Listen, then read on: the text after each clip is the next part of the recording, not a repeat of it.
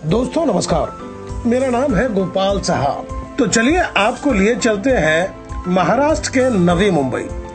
जी हाँ, नवी मुंबई एयरपोर्ट की अब शुरुआत होने वाली है और जिसका उद्घाटन भारत के प्रधानमंत्री नरेंद्र मोदी के हाथों होगा। आपको बता दें कि इस उद्घाटन के लिए समय, दिन, तारीख तय हो चुका है। जानते हैं एयरपोर्ट के क्या फायदे हैं और क्या नुकसान होंगे। फायदा अभी गिनवाया जा सकता है, एक नजर डाल लेते हैं फायदे पर। आपको बता दें कि नवी मुंबई एयरपोर्ट के लिए 1160 हेक्टेयर जमीन ली गई है। इस एयरपोर्ट के लिए 10 गांव को उजाड़ा गया और उन्हें नई जगह दी गई, जिसमें 3500 परिवार शामिल हैं जो विस्थापित हैं और नए जगह पर अपने घर बनवा रहे हैं, जिनको जमीन सिडको ने दी है। फायदे की बात यह होगी कि नवी मुंबई एयरपोर्ट बन जाने से मुंबई के छत्रपति शिवाजी महाराज इंटरनेशनल एयरपोर्ट के बढ़ते हुए ट्रैफिक कुछ कम हो जाएगी। वहीं नवी मुंबई और रायगढ़ का इंफ्रास्ट्रक्चर और इकोनॉमी में बढ़ोतरी हो सकती है। एयरपोर्ट पर नए जॉब के अवसर मिलेंगे। एयरपोर्ट के शुरू होते ही नवी मुंबई में ग्लोबल कनेक्टिविटी बढ़ जाएगी। नुकसान की बात की जाए तो आपको बता दें कि नवी मुंबई में सैकड़ों एकड़ जमीन जो खाली पड़ी हुई थी, जिस पर मैंग्रोव के पेड़ थे और उस जमीन पर लाखों लीटर पानी जमा हो सकता था, जिसे भरकर एयरपोर्ट का निर्माण किया गया है। इसमें कोई दो राय नहीं कि एयरपोर्ट के निर्माण के लिए इन बातों को ताक पर रख दिया गया, जिसका दुष्परिणाम भविष्य में देखने को मिल सकता है। जल जमाव का समस्या विकराल रूप ले सकती है। जाहिर सी बात है कि एयरपोर्ट का बेहतर प्रभाव तो हमें अब देखने को मिलेगा, लेकिन विपरीत प्रभाव की बात की जाए तो यह समय तय करेगा और तब हमें वह प्रभाव भी देखने को मिलेगा।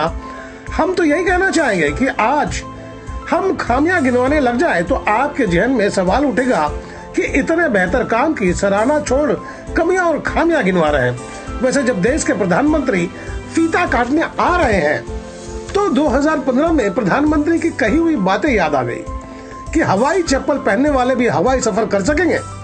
पता नहीं कितने हवाई चप्पल वाले हवाई सफर का लुत्फ उठाए।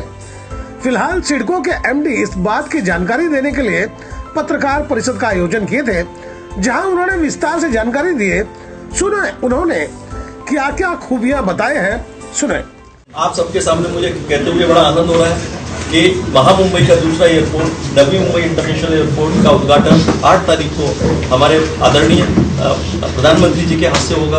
वो हमारे नवी मुंबई इंटरनेशनल एयरपोर्ट पर 2:40 पर उतरेंगे। पहले वो टर्मिनल बिल्डिंग का जायजा लेंगे, वहाँ पे वॉक थ्रू करेंगे। उसके बाद फिर हमारा एयरपोर्ट के ही प्रोमाइसेस में पब्लिक मीटिंग को एड्रेस करेंगे। यह एयरपोर्ट 1160 हेक्टेयर पर बना हुआ है, जिसमें कि 2 रनवे है, 4 टर्मिनल है। टोटल इसकी क्षमता देखें तो 9 करोड़ प्रति वर्ष हैंडल करने की क्षमता है और 3.25 मिलियंस म्हणजे 10 लाख टन इतना इसको कार्गो हैंडलिंग कैपेसिटी है। पहले चरण में जो है वो 2 करोड़ क्षमते वाला और 0.8 मिलियन मेट्रिक टन वाला इसका उद्घाटन माननीय प्रधानमंत्री जी यहाँ करने जा रहे हैं। टर्मिनल 1 कंप्लीट होने के बाद हम टर्मिनल 2 का काम यहाँ पे शुरू करेंगे। अगर इसको हम एग्जिस्टिंग एयरपोर्ट के मुंबई से तुलना करें तो मुंबई का कैपेसिटी करीब 50 से 55 मिलियन पैसेंजर पर एनम है, जबकि हमारा ये कंप्लीट पूरे चारों फेसेज होने के बाद करीब 90 मिलियन पैसेंजर हो जाएंगे। इन दोनों को मिलाकर हमारे एमएमआर रीजन की क्षमता जो कि 150 मिलियन पैसेंजर पर एनम तक हो जाएगी। अपने आप में ये रीजन एक ग्लोबल एविएशन हब के नाम में जाना जाएगा और ये शहर मल्टी एयरपोर्ट सिस्टम में अर्बन में ये पहला शहर है कि जहाँ पे मल्टी एयरपोर्ट सिस्टम यहाँ पे है।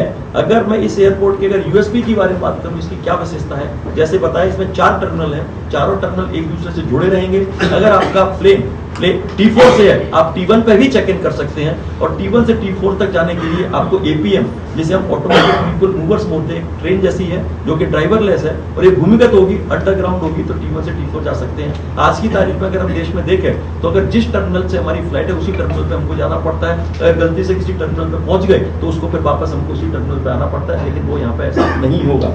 और उसके साथ साथ हमारा यहाँ पे सस्टेनेबल एविएशन फ्यूल की भी सुविधा की गई है, जो कि एनवायरमेंट फ्रेंडली है। 47 मेगावाट सोलर पावर भी यहाँ पे जनरेट होगी।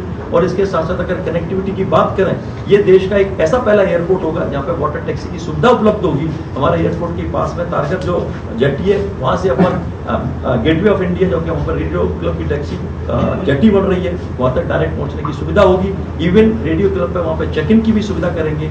और ये जो कनेक्टिविटी देखें तो अभी हमने साउथ मुंबई से अगर हम देखें तो उल्वे अटल सेतु से आते हैं, अटल सेतु के बाद हमने उल्वे कोस्टल रोड का काम भी यहाँ पे लिया है। तब तक उल्वे कोस्टल रोड का काम 1 मार्च अप्रैल तक पूरा हो जाएगा। तो मुझे लगता है कि साउथ मुंबई के आने वालों को भी एक चॉइस रहेगी कि आपको छत्रपति शिवाजी इंटरनेशनल एयरपोर्ट जाना है या फिर नवी मुंबई इंटरनेशनल एयरपोर्ट। इस तरह की यहाँ पे सुविधा है। कनेक्टिविटी के बारे में ऑलरेडी हमने आमरा मार्ग से हाफ किलोमीटर के माध्यम से डायरेक्ट कनेक्टिविटी की है।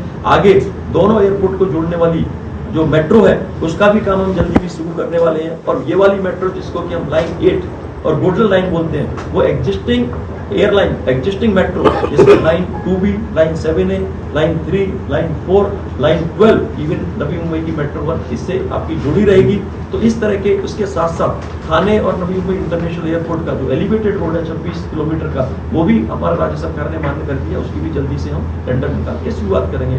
तो इसीलिए ये जो एयरपोर्ट है, ये केवल एक एयरपोर्ट नहीं है, एक विकसित भारत का प्रतीक है और एक हमारे एरिया के लिए गेम चेंजर है। और आप देखें तो ये एयरपोर्ट केवल मुंबई और MMR रीजन को ही कैटर नहीं करेगा, इवन पुणे और आजू के नासिक और आजू बाजू के रीजन को भी कैटर करेगा। एक ग्लोबल एविएशन हब होगा। जब एयरपोर्ट आता है, एयरपोर्ट के साथ साथ बहुत सारी चीजें आती है। अभी यहाँ एरो सिटी भी बनेगा, इंटरनेशनल कॉर्पोरेट पार्क भी बनेगा, हम एक इंटरनेशनल एजू सिटी भी ला रहे हैं जहाँ पर 10 फॉरेन यूनिवर्सिटियां एक साथ होंगी, और मेडी सिटी भी ला रहे हैं। तो मुझे लगता है कि ये एक फास्टेस्ट ग्रोइंग सिटी है। वहीं जब बात चल रही थी जिसमें नैना प्रोजेक्ट की बात निकली, तो हमने भी एक सवाल दाग दिए, जिसके जवाब एमडी ने दिए, लेकिन अदालत के फैसले को ढाल की तरह इस्तेमाल किए।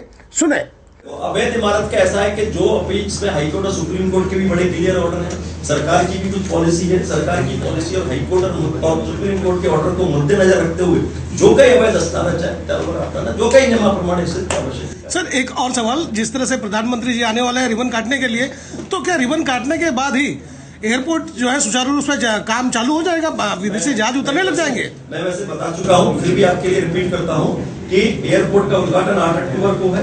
फ्लाइट्स दिसंबर में, नेशनल और डोमेस्टिक एंड इंटरनेशनल फ्लाइट्स दिसंबर में शुरू की जाएंगी। इसका एक प्रोसीजर है।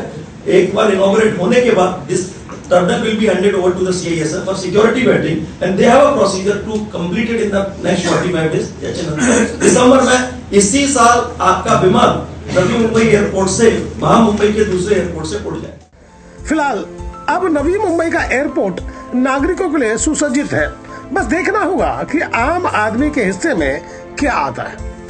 तो दोस्तों, आपको मेरी खबर बेहतर लगी हो तो लाइक करें, सब्सक्राइब करें और बेल आइकन दबा दें। आप हमें कोई सुझाव देना चाहते हैं तो कमेंट बॉक्स पर लिख भेजें। तो गोपाल साहब को दीजिए इजाजत। हम जल्द दूसरी खबर के साथ हाजिर होंगे।